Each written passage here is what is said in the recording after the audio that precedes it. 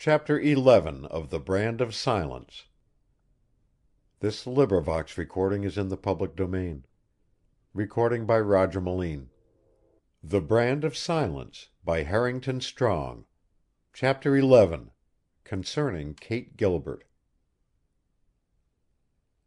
Given a definite trail to follow, Jim Farland was one of the best trackers in the business.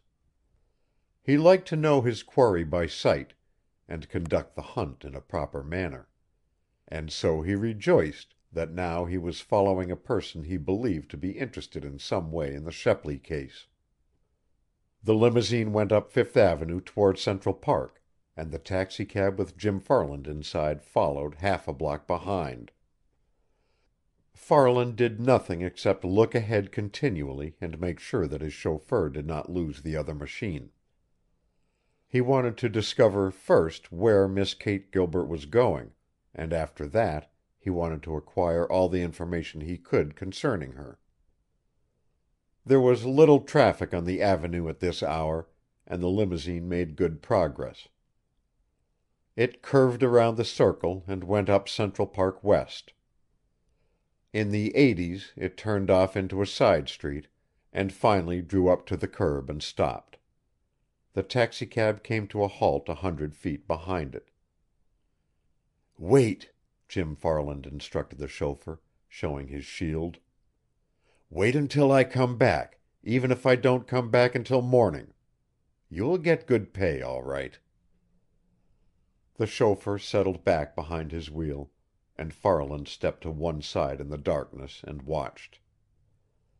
He saw an elderly gentleman emerge from the limousine and turn to help Kate Gilbert out. Then the elderly gentleman got into the car again and was driven away, and Kate Gilbert went into the apartment house before which the limousine had stopped.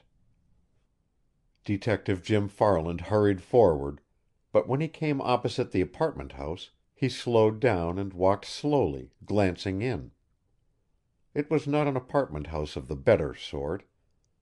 The lobby was small, there was an automatic elevator, and no hall boy was on duty, that Farland could see.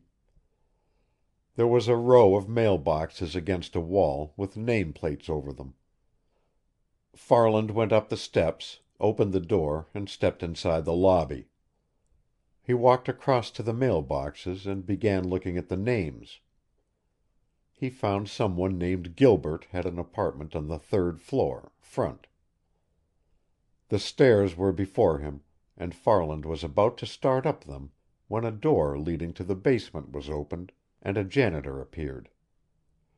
He was an old man, bent and withered, and he looked at Farland with sudden suspicion. "You want to see somebody in the house?" he asked in a voice that quavered. "I want to see you," Jim Farland answered. "What about, sir?" Farland exhibited his shield, and the old janitor recoiled, fright depicted in his face. "I ain't done anything wrong, mister," he said hoarsely. "I obey all the regulations about ashes and garbage and everything like that." "Don't be afraid of me," Farland said. "I'm not accusing you of doing anything wrong, am I?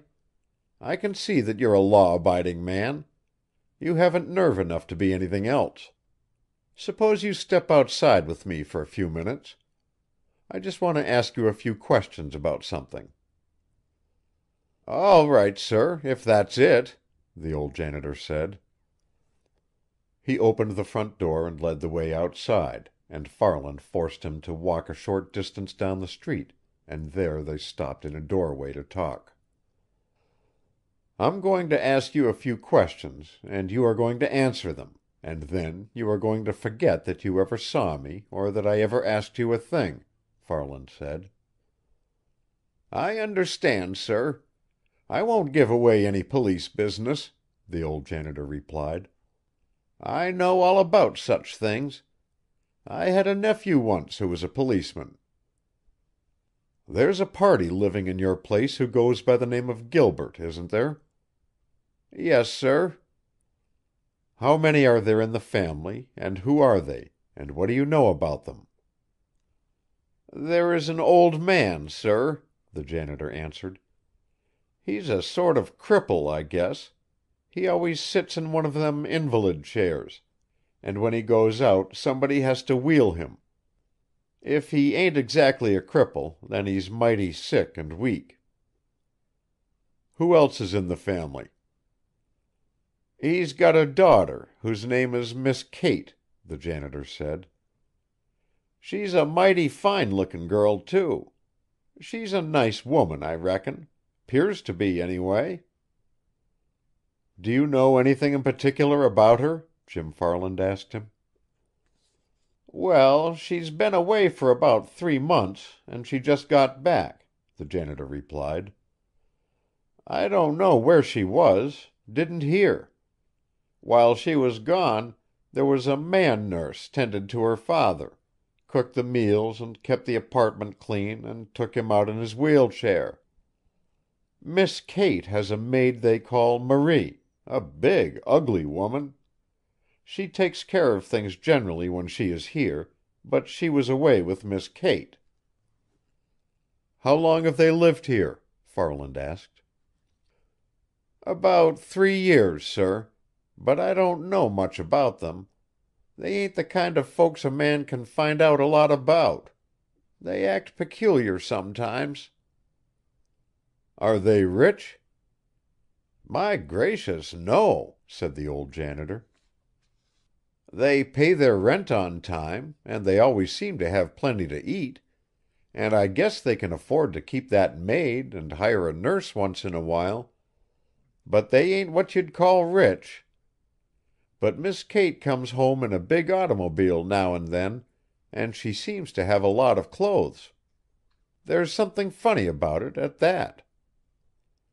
"Think she isn't a decent woman?" Farland asked.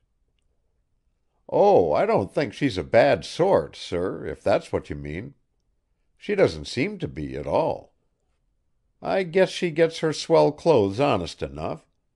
I think that she works for somebody and has to dress that way."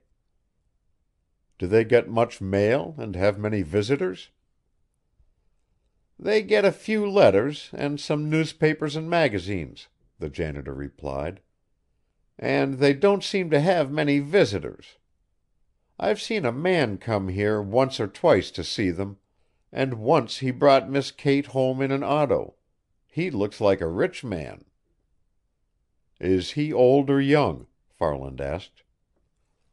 "Oh, he has gray hair, sir, and looks like a distinguished gentleman, like a lawyer or something. I guess he's rich. I think maybe he is an old friend of Mr. Gilbert's, or something like that." "They live on the 3rd floor, don't they?" "Yes, sir." "Any vacant apartments up there?" "Why, the apartment adjoining theirs happens to be vacant just now, sir." "You take me up to that vacant apartment," Jim Farland directed.